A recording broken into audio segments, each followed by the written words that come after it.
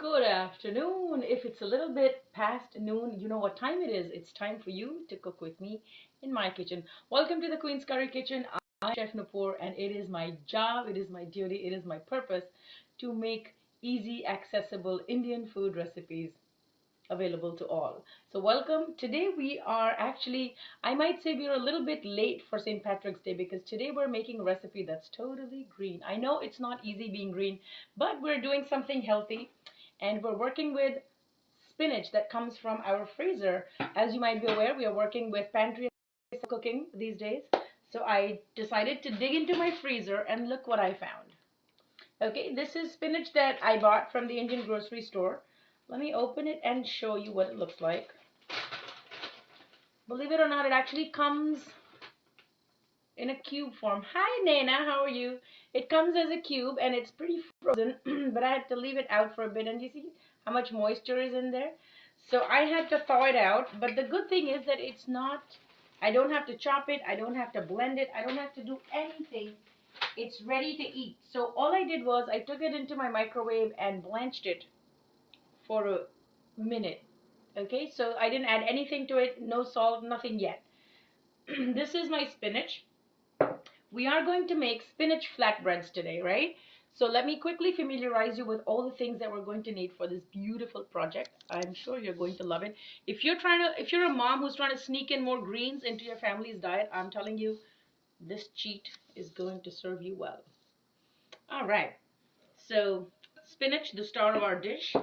I'm also going to be using regular whole wheat flour. Hi Chaitanya, welcome to my live. This is whole wheat flour. If you're gluten free, you can use a gluten free flour. It works really well. You can use garbanzo bean flour, which is also besan.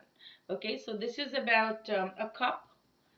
I took 2 cubes of spinach and I microwaved it. This is about a cup of whole wheat flour. I'm also using some sesame seeds. If you have them, great. If you don't have them, you can totally skip this. I'm using some sesame seeds for good measure. And from my trusty masala box, I'm going to use Himalayan pink salt. I will use some cayenne pepper. I will also use my favorite seeds, which are cumin seeds. And I will use some coriander powder. Now, if you like flavor, you can definitely add garlic. You can add ginger. You can add lemon juice. You can totally build the layers of flavor. But I'm going to keep it very, very basic so that we can all make it at home with the minimum ingredients. Hi Jyoti ji, welcome to my live session. All right, so the spinach is blanched. It was frozen spinach.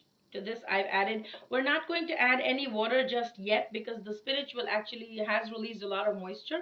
We'll try to stick with that. I also have a pan of hot oil that is ready to go. So as we mix, we will be able to ascertain how much water we need to add in order to make the dough. So the dough has to be tight. I'm going to add some pink salt, my favorite coriander powder. Like if you want to just do garlic and spinach, do that. If you want to do green onions and spinach, do that. Just make it your own. There is really no hard and fast rule. I'm going to add a ton of cumin seeds. If you like carom seeds or nigella seeds or marjoram or thyme, add what makes you happy. Add what your family is more likely to eat. And I will add some Indian allspice, which is garam masala, just for a little bit of a kick. And it pretty much has all the flavors in it. This oil is really, really hot. Okay, I'm just going to quickly go ahead and knead this. Yes, it is going to need some water.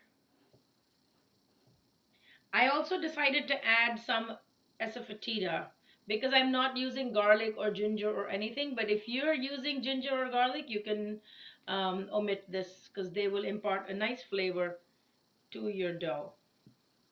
Just a couple of squirts is good. And I'll add the sesame seeds. Time to bring some water. I'll be right back.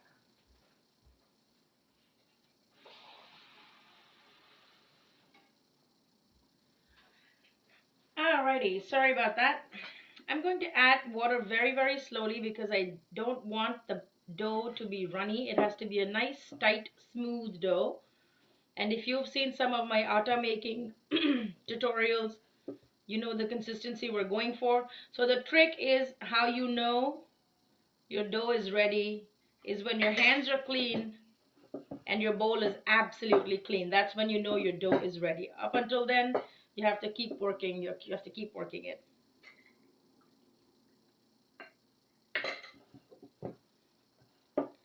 If you've been trying some of the recipes that I've been doing every day, give me a shout out. Let me know. It would really bring me a lot of happiness to see that you and your family are enjoying some of the recipes that I'm putting out. A lot of people actually like to run this spinach through the blender, and then it gives a really nice green color. So if you have kids who like to eat visually with their eyes, you can always tempt them and say, oh, look, today I made green flatbreads, and you could use beetroot and make red puris. These are actually fried flatbreads and they're called puris. They make a great breakfast item. You can also serve them with simple potato curry for brunch or breakfast. You can do them for dinner. Once you have the dough, you can pretty much do anything. You can do puris, you can do rotis, which is just on the griddle, not frying. I just love spinach in everything. I put it in my omelets. I put it in everything. I even eat it raw, in salads, in my lentils. All right, so that was a really quick dough. You see how the bowl is absolutely clean and my hands are absolutely clean. So that's how you know that your dough is ready. Now for the fun part, we're just going to keep working with this dough a little by little and help it to release the gluten. So it's going to be a nice smooth dough. The difference between dough where the gluten is actually been maximized and the one that's not is that you'll be able to see, you see these cracks? If you really kneaded it well and taken the time to work the gluten, you won't see the cracks. You know what, I'll take out a piece and I'll show you the before and after. Let me put it here so you can see it. Yeah, this is the dough that I'm going to work into. And sometimes you can just add a little oil to it. If you're oil free, just dampen your hands with a little bit of water. It pretty much does the same thing. You just want to make it more pliable. You want to work into it so that all the gluten will get released. At this point, I'm also going to turn up the heat a little bit. I'm a little nervous because it's really hot oil and my table is kind of shaky. Okay, so we're going to keep working on the dough. If you make this with the chickpea flour or besan, you can actually boil water and drop little dumplings into it and then store those dumplings to make curries with. It's really a good idea to use up your spinach. Okay, maybe a minute or so.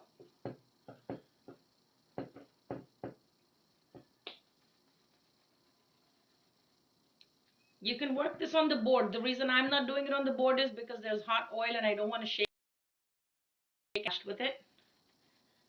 So I'm just going to use my expert hands. I have made so many puris and so many rotis in my life. I think it has to be in the thousands.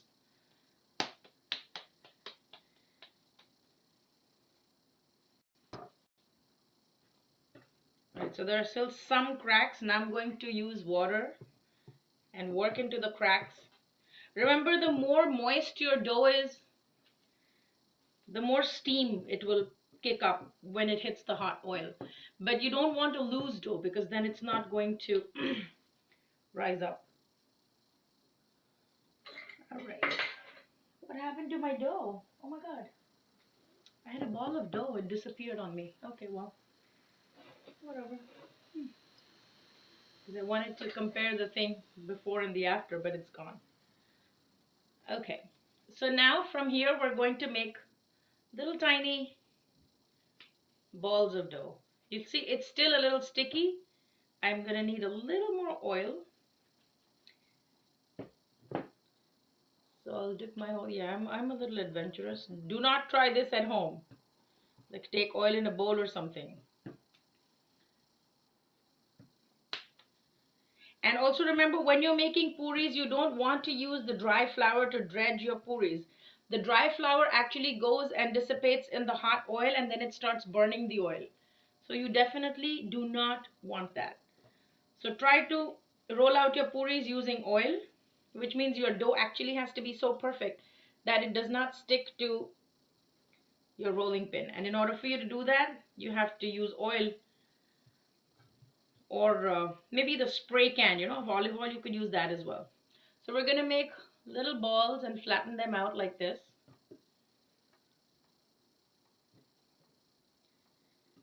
And we're going to go in with the rolling pin. Turn it 90 degrees, roll it out, 90 degrees, roll it out. It's a back and forth rolling motion. It's not like pie crust where you're only rolling in one direction. So it's a back and forth, and then you roll it out, you turn it 90 degrees, and then roll it out a couple of times. Turn it 90 degrees, roll it out a couple of times. And puris are usually supposed to be thicker than rotis, so make sure that you don't make them super thin, because then they break and crack and then they don't puff up as much. Just roll it out a little bit, turn it 90 degrees. That's the trick. All right, I've turned up the heat and we'll just test the oil for doneness.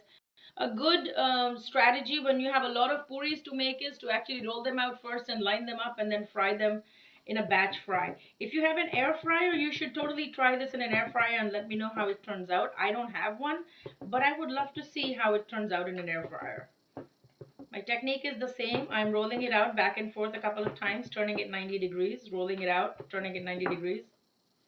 In just a second, I'll show you the thickness of it. Now, the deeper your frying pan and the deeper your level of oil, the puffier your puris are going to be. I didn't use a deep vessel because it's very hard to show it to you on camera. So here, this is the thickness of the puris that I have. And you can see there are no cracked edges, which means that we did a really good job with the dough. Okay, now for us to test the heat of the oil, we're going to just take a little piece of dough and drop it in there, and it immediately springs to the top, which is a good sign. You're going to need one of these slotted spoons, or you can use this, depending on the size of your frying pan. You can use either one, and that's fine.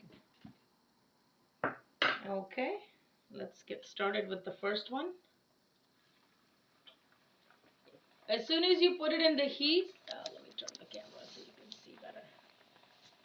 Keep washing it and basting it with the hot oil, and keep your distance. If you're not used to this, I would recommend using something which has a longer handle so that you're not directly in too close contact with the oil and it doesn't splatter on you.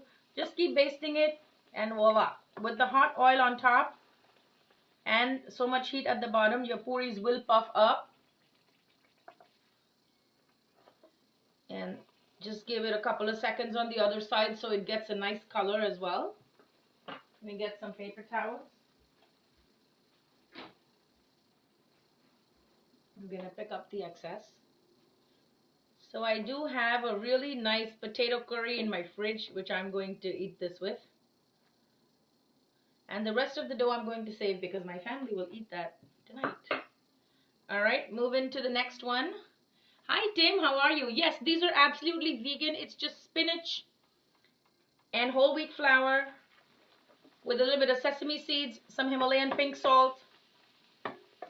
No dairy, no nothing. It's completely vegan, Tim. Just keep basting the hot oil and keep it coming back to the surface of the puris so they'll puff up really nicely. If you have a deep enough vessel and the puris can go dunk right down, you may not be needing to do this basting step. And with just a little bit of effort, you'll see that turn the heat down just a little bit. Keep it for a few seconds on the other side so that they're not raw inside. Remember, these are rolled out a little bit thicker than usual. So these are your little football puris. It's really nice to have kids in the house and tell them, oh, we're going to have Kermit puris or green eggs and ham puri, but there's no eggs, right? So they love color in their food, and you can do this with pureed beetroots. You can do this with spinach. Look here. Completely vegan, totally kid friendly. Some people like to add, food coloring. I don't, because then it becomes really nice and bright green. So that's why I'm going to let these cool for a while, and then I'm going to do a taste test. So Tim, I'm just going to do a recap for you. This is what the dough looks like. It's just frozen spinach that's been blanched in the microwave. And then for 2 cubes of spinach, I used a cup of whole wheat flour and I kneaded it together with some salt, with some garam masala, with some cayenne pepper, and some sesame seeds. You can just do garlic and spinach if that's all you've got. That's totally fine. All right. I just wanted to say a quick thank you to all the people who ordered their khichdi blends yesterday. Thank you so much. And I wanted to let you know that everybody that's ordering their khichdi cleanse for the spring equinox will get their orders before March 21st. That's a promise because I'm doing priority shipping. And guess what's going as a free gift in every packet? Look at this. Yeah. This is what is going on in every packet that's shipping right now. Let me get the hot oil off of the stove for 1 minute. It is smoking in here, man. Okay. Yep. So these are actually white chocolate, ras malai, and pistachio barks that I made, and these are absolutely fresh. They were made yesterday. So I'm including a sample of this in every shipment that is going out. So if you really want to try this, you have to either hit me up or you have to place an order. Any order that's going out before spring equinox with the khichdi blends is going to get this white chocolate ras malai bark. These are dried strawberries, and these are fresh pistachios that are cut and put on top of this white chocolate. It's absolutely delicious. The texture is creamy. The taste is nice and sweet. Really good. Okay, coming back to what we were here for. These are our pooris. I'm going to do a quick taste test and show you. Let me rip it up on the inside and show you what it looks like. Alright, so they're fully cooked on the inside. Nice and steamy. They have a little bit of color on the outside. And let's get a taste. Perfectly seasoned. Really great mouthfeel. You don't taste the spinach at all, but it's kind of nice and interesting to see that you're eating something that's nice and colorful. The sesame seeds do add a little bit of crunch. I absolutely love that. If you don't have sesame seeds, you can whip up a quick chutney with peanut butter, with cilantro and garlic. It makes a really good dipping sauce for these. I'm going to serve them with potato curry, and I think it's going to be a great accompaniment. If you have any questions about the recipe that you saw today, feel free to leave me a message, or you can send me a personal message on my Facebook page, Queen's Curry Kitchen. Follow me on Instagram at Queen's Curry Kitchen for all the latest updates. As always, thank you for supporting me. Thank you for joining me as we're all homebound and trying to make the most of it. I hope my recipes are able to give you some new ideas, something that's out of the box that you will give a shot to. Thank you so much for joining me. I hope you're going to give this a shot and give it a try at home. I wish you could be here and taste it in my kitchen. But until then, I will keep bringing you recipes. I will see you again tomorrow. Do not forget to visit queenscurrykitchen.com, where you can order the cookbook, the spices, the spice blends, the chai masala, the kheer mix, the khichdi mix, whatever you want. Eat good food, be safe out there, and take care of your loved ones. I will see you again next week. This is Chef Nupur saying goodbye, namaste, and God bless you all. Be flavorful and be blissful in your life. I'll see you tomorrow again. Bye.